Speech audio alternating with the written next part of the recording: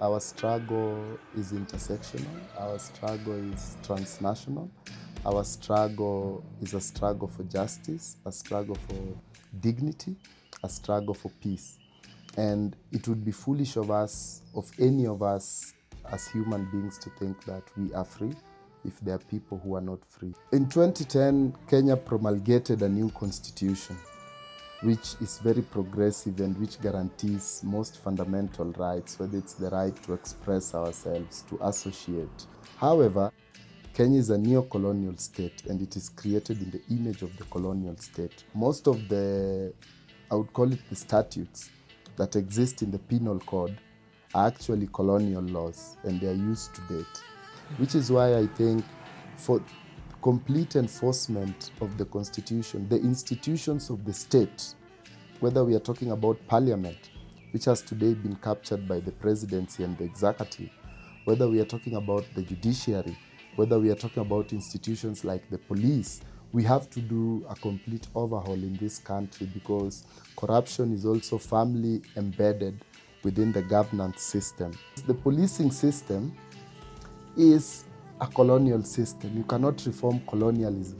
What needs to happen at the very minimum is an abolition of this police force and creating a new one in its place which can work for the people and which has tenets of human rights and human dignity embedded within its training. For too long, the power structures in Kenyan society, like in many parts of the world, have only benefited a few at the expense of the many. If you look at the power structures and especially the economic structures in Kenyan society, they either favor multinational corporations or they favor a small elite within Kenya who I would say are the local agents of global finance capital. And the vast majority of Kenyans continue to live in poverty. They are still denied healthcare. They are still denied education. They are denied opportunity, especially for people from our generation. The youth unemployment rate in this country is at 67.7%. We have around 1 million Kenyan youth leaving school every year. But then we have less than 100,000 opportunities created every year, meaning those entering the job market, the opportunities, only 10% of them can be absorbed. The Office of the Auditor General, which is a government department, which audits government accounts, a few years ago said that at least a third of the annual budget disappears. The economy is growing on an annual basis, but growing for who? The richest, around 150 people, in Kenya, own more wealth than 77% of the population. 46% of the Kenyan population lives in extreme poverty. At a fundamental level, one of the first things that must be implemented is land reform and land redistribution, because that is at the heart of the inequality that we have in Kenya today. A lot of Kenyans to this date remain landless, and what that means is that one, they are unable to access quality, decent and dignified housing. They are unable to grow food, especially in the rural areas, because the agricultural sector is the backbone of the rural economy in Kenya. And basically they are condemned to a labor market which has not enough opportunities for them.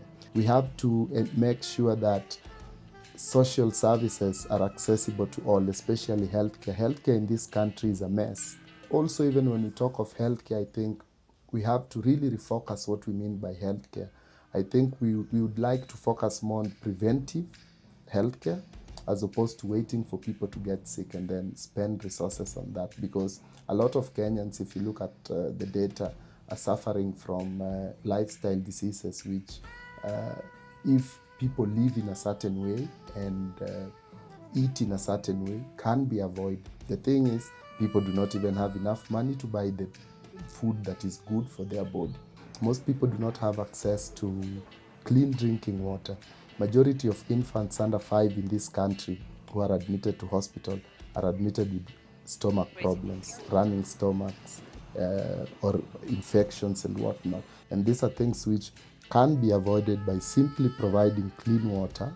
We have to reorganize the nature of the state such that the state is not an instrument for big capital to to exploit the people and the resources of this country, but that the state becomes a facilitator to ensure that the resources in the country, if they are to be exploited in one way or another, are done for the benefit of the people and to create enough opportunities to power this economy.